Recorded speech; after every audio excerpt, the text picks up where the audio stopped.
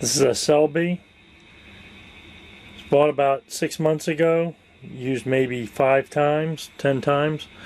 The unit would work perfectly. And then all of a sudden, one day after charging it, it stopped working and is completely dead. When the charger plugs in, the light just stays green.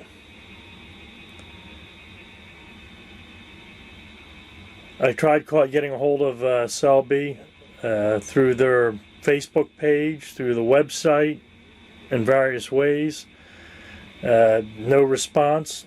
Not even on Facebook, which they say they respond to within a day or two. Didn't get anything. I went through Amazon. Of course, it was out of warranty. We bought it a year ago. Used it a few times in the late summer. Put it away, and this spring when we got it out, it worked perfectly for probably 2 or 3 weeks, and then this happened. After getting no response from them, and of course it's out of warranty and past the return date from Amazon, and left me no choice but to try to cut it open and see what's going on inside. It looks to me like the batteries are dead completely, and so I'm gonna try opening it up and see what happens.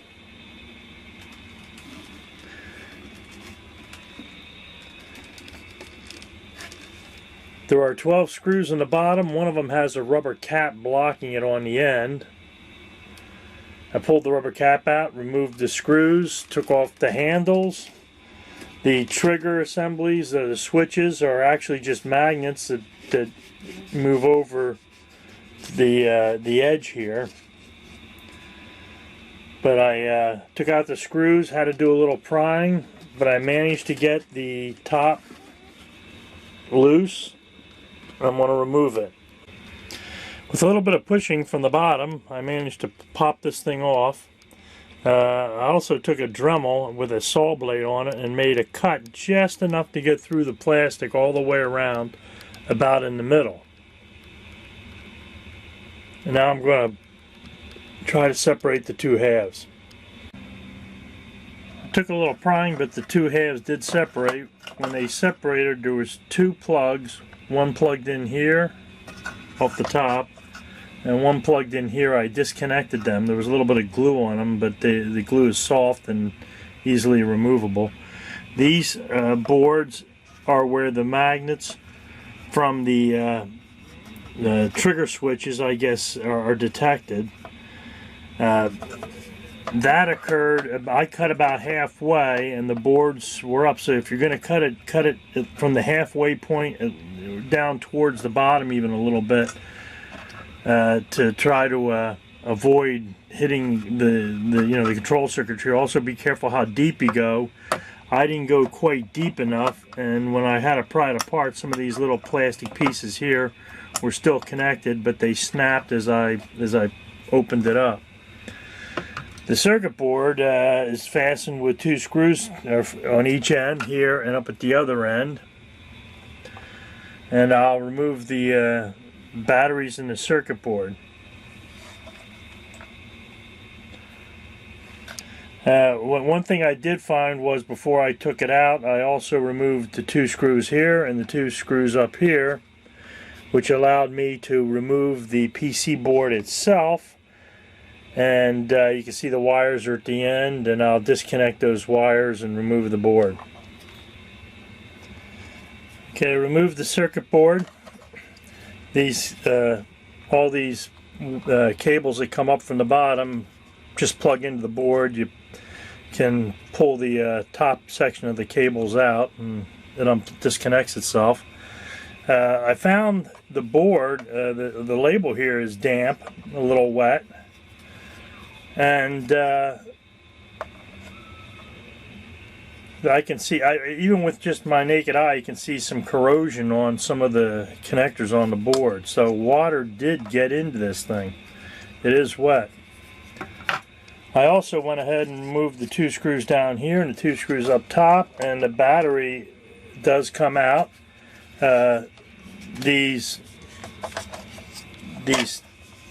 tape strips, which they didn't peel the paper off, unfortunately, because that would have really stuck the battery in there. But they're wet. They're very, very damp. They sat down towards the bottom. But I don't see any standing water inside the unit, so just a small amount of water got in there. And I'm going to have to do a little investigation to see how these things are getting wet. I can feel it even here on the side a little bit. It's damp. And the battery, this label here is wet. Now this thing had not been in the water for about 2 weeks before I cut it open. But like I said, with this spring we started using this thing and it ran great. And then all of a sudden we gave it a charge and it seemed like it would run, and then it would shut off periodically for about 2 or 3 minutes, and then it would work again. And eventually that period of time that it shut off got longer and longer. And then it just quit working altogether. So the next time we'll do is examine the circuit board and see what all is going on with it. Okay, I did determine water is getting in somehow. I looked where the LEDs come through the top, and it's pretty thick plastic, and it looks like it's clear. And I'm not really sure. Maybe a layer had been put over top of it, but it does not look like there is any way for water to come in around those connectors. I also examined the bottom of the unit, and even places like where the wires come in through the connectors, this thing is just potted with like a clear potting solution. Same over here, it's potted right down where the charger connects to it, and the wires come out of the potting. So I'm reasonably confident nothing is coming in the bottom. But when I look back at the top again, bring a light over here. I don't know if you can see this. It looks like the top is basically 2 pieces. There's this housing that is glued down onto the top yellow piece. And you can see the glue in there. You can see the level of the glue. I don't know if I can get in there close enough. You can see the plastic comes up to just below this board where the top white line is. The glue comes up about halfway. And if you follow it, there's 3 places where there's these funny looking flaws. Right here, and then there's one over here. I don't know if I can get the camera to focus on it, but it occurs right about right here at just before it angles up. You can see it right there off the end of my fingernail a little bit. And I have a picture of it from when in the microscope. If you look, it's a void. It's a place where glue did not get in.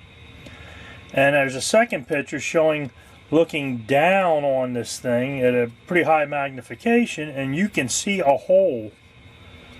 You know, where the glue comes across, you can see a gap in that glue there. And the bottom piece of this is visible out here through where the nuts are and stuff. So it's right inside this little crevice here. It's open to this outer section.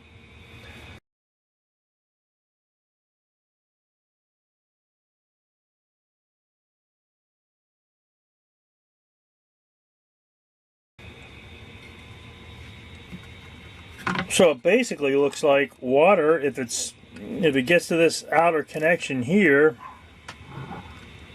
it's really hard to see down inside there. It can get into the bottom end of this thing, this channel down here, and the only thing keeping it out of the inside is this glue seam that goes around, and there's these voids in the glue. Now they probably would not have been able to see that when they assembled it, because of course this is cut open. They don't have that luxury. It's, there is an access hole in the bottom. It could be they apply a little vacuum or pressure inside the cavity and look for a leak through a drop. The other thing I found is when this thing sits down onto that channel on the top, it has some plastic that does come up, and it's got a little ridge on it, so it might just squeeze inside there enough to stop maybe in some cases all of the leak, or in some cases maybe only 90% or 99% of it, and that water could get in there. But it looks like it seals it pretty tight along this lip and that outer plastic case. There is no glue. I mean, it's a little rough. There might have been some kind of glue or something on it. It definitely wasn't holding. I think when I pried, it was some stuff around in here that was sticking. I mean, it came out without pushing this thing too hard, but it took a little bit of work to push it out. So my guess is, in my case, when this thing sits upright, there's a reasonable seal here, and water, of course, the cavity, the bottom cavity is open. You can see around the charging thing here, there's no gasket. In fact, you can see some places where it looks like water had dried in there and left a little bit of a film. And there's drain holes back here, and you can see where water has gotten into this cavity. I mean, it's not sealed. I don't know how deep it gets, but the water gets in there. But this electronic compartment, which should be sealed, should keep the water out. So I think in my case, what happens is the unit is sealed reasonably well, maybe, because it looked like on the bottom piece water was getting in from the tip up here, from the stains that were on the inside. Although I'm not really sure what those stains are from, because if they were water marks, I should be able to dissolve them and remove them, and even CLR won't touch them. So they could be glue or something from the factory that dripped down from that point. But in my case, I think what happens is it may have sealed when it was sitting upright reasonably well, and because the compartment is airtight when sitting upright but opened at the bottom, maybe water does come into the compartment a little bit under pressure. But I think when we turned, or in some cases where we completely rotated, you know, where this thing would get upside down, water might have got down into that cavity, dripped down into the thing, and dripped into it. And apparently not much had gotten in, but it was probably just enough to wet the board down and corrode the contacts. And I don't think the corrosion had a lot to do with it not working. I think the board was just wet, and that caused it not to work. So that's my advice would be, don't tilt it in the water if you have one of these, because there's enough people complaining about these things dying that I do not believe it's the battery or the charger. I think water is getting into the units, and they're seeing the same thing I saw. Okay, examination of the board, I found a couple things. There was a part here, I have a picture of it, and that it looks to be an FET. This cable comes from the charger. This is the battery cable, and it connects the positive to the positive of the battery when it's to charge. There's a diode in parallel with it, but the FET itself is completely blown to where one section of it completely blew off.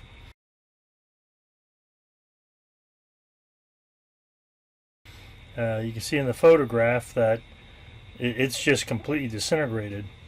I think the purpose of that, I tried tracing the circuitry about as good as I can, and it comes in and it goes through this forward bias diode, and that prevents battery voltage from going back to the charger connector.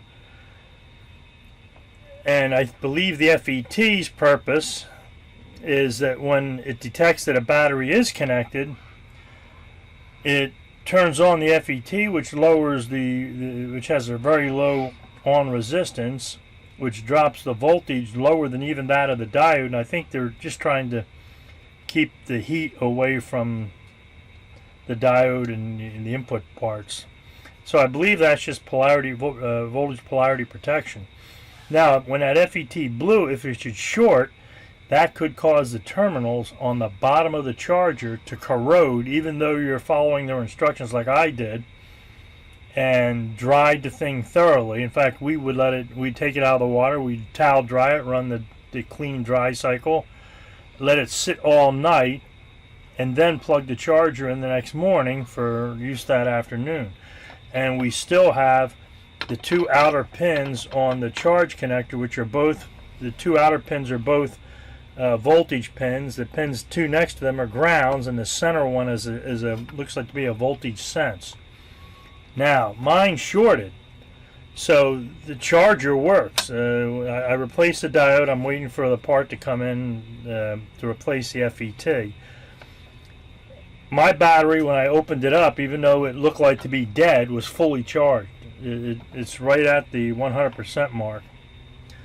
The other thing I noticed, and you have pictures of those, is that on the connectors here and around this chip is corrosion. I showed pictures of it. I don't know if you can see. You can't see too good here now because this isn't really a macro lens, but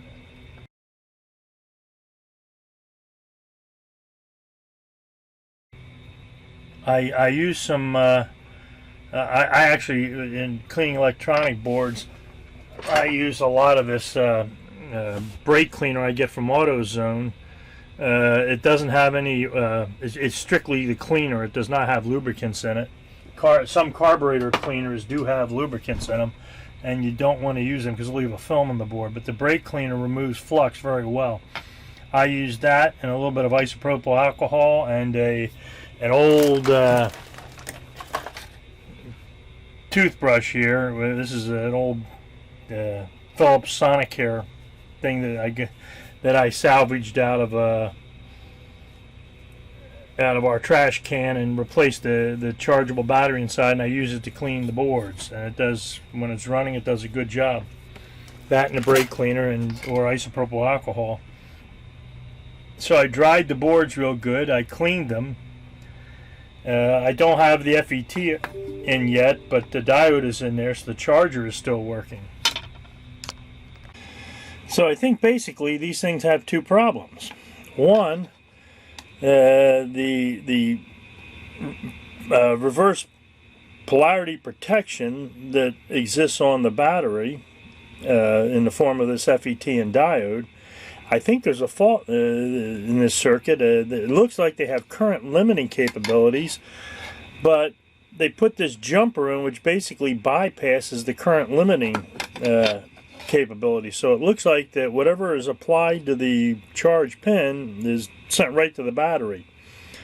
And apparently that can sometimes cause these FETs to explode. I'm not really sure what went on or what happened, but it definitely was a catastrophic failure. It did not occur with water. You could probably run this dang circuit underwater with a battery connected. It's only 24 volts. It might corrode the board real bad, but it would not blow the part out like that. That was from a way over current or overheating situation. Okay, the second problem they have is water. This board sits in the battery case like this. I'm sorry, it goes the other way around. Like this. There is this little plastic shield over it, which is on the top coincidentally, although I'm not really sure what its purpose is. There is nothing in the top case at that point. Top case would be mounted like this, so it really has nothing there. The two plugs from the switches come in here, but I think what happens is water gets in here somehow, either drips down from the top when it's upside down or drips onto the edge of the board and travels in from one of the edges. There really is nothing under this on that. So again, I'm not really sure what that little plastic cap does, but the underside of this was wet. This sticker was wet. You can see at the top it's a little discolored from where it got wet. Basically, all I did initially was nothing but dry the board, clean it with alcohol and some brake cleaner, let it dry overnight, plugged it in, and the board worked. The charger even worked when I plugged it in, even though that part was blown. I removed that part, but even though that part was destroyed, it still worked.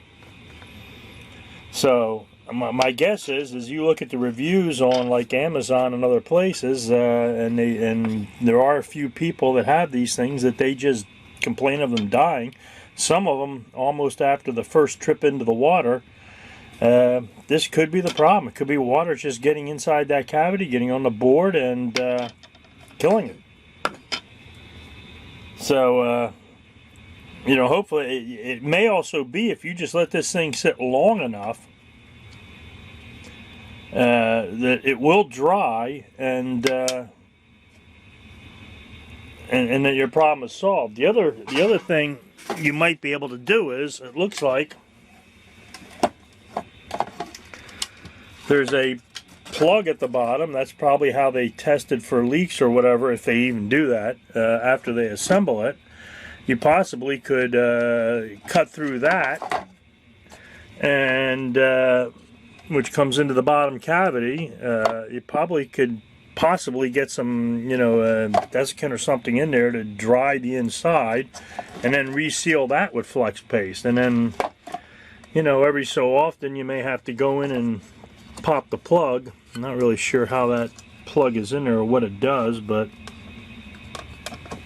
yeah, it's sealed at the top and glued at the bottom, so I'm not really sure. It looks like it's casted at the top almost, but it's hard to say. I don't know if that doesn't look like that comes out, but it's possible you could do that even to help dry the inside, or remove that thing and let this thing sit out in the sun on a hot day that's not very humid, and hopefully the insides will dry. That's another alternative, and that may help you, except that the corrosion on the board, you won't be able to clean that, and if you're getting those discoloration on those two pins on the charging port, here and here, that could be your charge circuit is blown. So if you're looking at possibly fixing that you're going to have to open it up. I don't think there's any way of doing that without opening it up.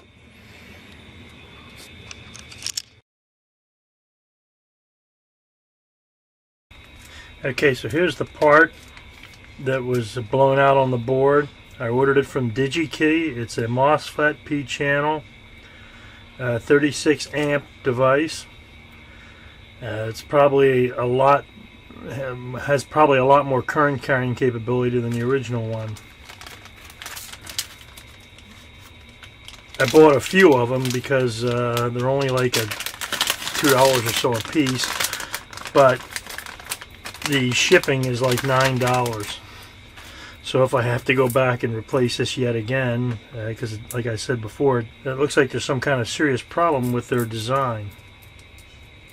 I can get this open. So there is the piece. Again, if you're not capable of mounting the device, you can probably go to somebody that repairs iPhones or other types of electronics like Xboxes, things like that. Ask them if they have surface mount repair capability, and you just need a part removed from the board and a new part soldered on.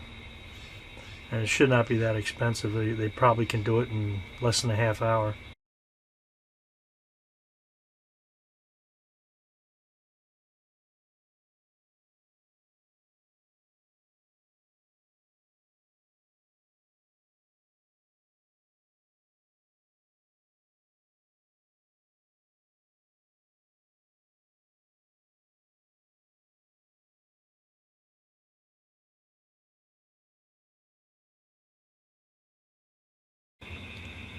Now, I think the FET that's blown on my board, I think was shorted, and that caused 24 volts to be present on these pins all the time.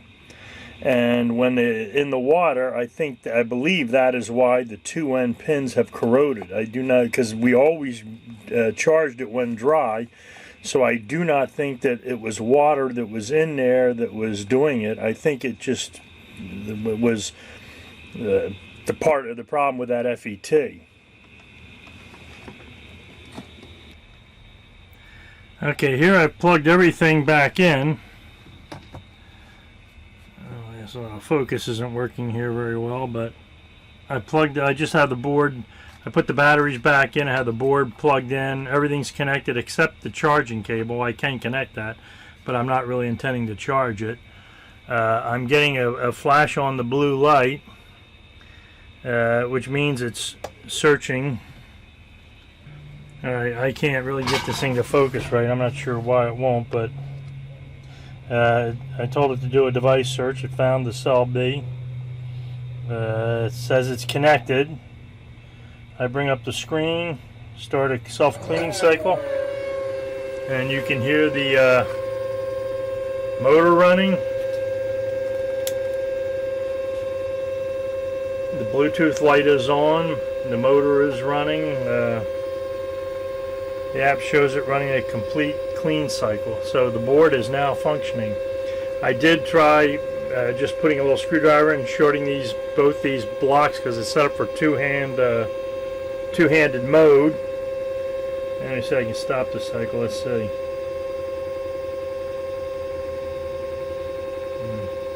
Actually, I'm not sure how you oh, there it goes. I'll put it in single hand mode. Confirm. Now it's in single hand mode.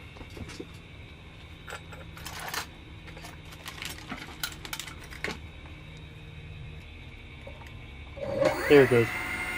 The unit's running. So if I just stick that into the connector and short the switch, you can see the unit does work.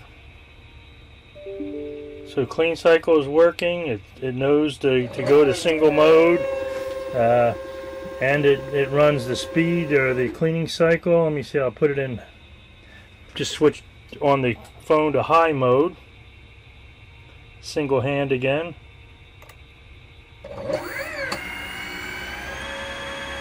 And there goes high speed. You can actually hear it throttling up and throttling down. So it is working. So now I'll try to put it back together. The big problem is going to be sealing the top and the bottom halves together. I'm not really sure what I'll do with that yet. I probably will epoxy the inside maybe and seal the outside with flex paste. I use that in my pool, and that stuff is like magic. I mean, it sticks to everything. It cures underwater, and it forms a nice rubber surface. So I'll probably put flex, maybe some epoxy in there to hold the thing together, to glue the top and bottom halves together, and then when it's done, I'll go around the outside sealing it with flex paste. And I'm also going to go inside the top piece in here and seal these voided areas in here with flex paste to stop. I'm going to try to jam as much as I can down. I'll probably drip some gel super glue or something down in there to help try to fill that void. But I'll definitely go in along the top here and flex paste this top surface. I believe that's where all the water came in, and I believe that was the whole problem with this thing. Again, I bought this thing. It was like $320, $330. It worked great. I mean, I mainly bought it for my grandson. He's only 50 pounds, and it tows him around like a race car in the pool on high speed. I'm 220 pounds, and it pulls my butt around that pool, probably not much more than 2.5 miles an hour, but it does pull me. So this thing would be great for snorkeling. In fact, I was thinking about when I go down to West Palm or something, do a drift dive next time, I might take this thing along with me. But when it died, it was very disappointing. And what was even more disappointing was the company, you will not find mention of a warranty anywhere in the product, in the manual that came with it. Nowhere does it. I seen the word warranty. I contacted the company, and nowhere do they even say anything about, they don't respond. They ignored my emails. They ignored the Facebook post. Amazon basically said it's too late for the, I've passed the return date, and to go back to the manufacturer, which does absolutely nothing.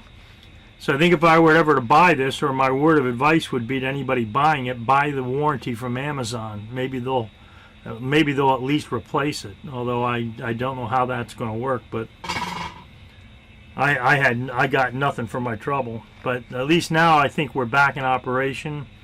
Probably in a few days to seal it up and let it all dry and put it back together, and it'll be as good as new. Well, I hope this helps you guys. If you have any questions or anything, want to ask any questions, I'll leave my email down below. Just send me an email. I'll be glad to answer anything I can. Here it is with the parts soldered in. The board is all hooked up.